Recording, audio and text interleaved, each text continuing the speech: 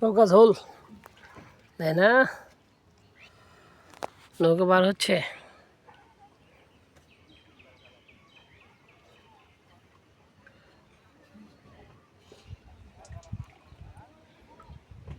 কি মাছ লড়লো নাকি? হ্যাঁ মাছ, মাছের এখন ফুর্তি ধরে গেছে। এত যে এদিক দিয়ে সারা বছর এখানে মাছ ধরছে, তারপরেও মাছ নদী থেকে শেষ করতে পারেনি, তাই না?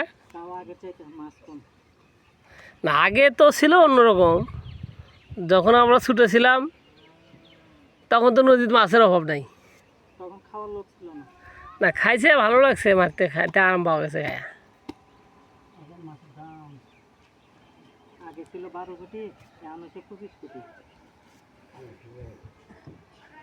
আপনি কিনে নিচ্ছেন, আপনি নমুক, আমি তো ইহুদি যে একটা নিয়ে আটকে থাকুন, তাহলে বলেছি ইহুদি কথা।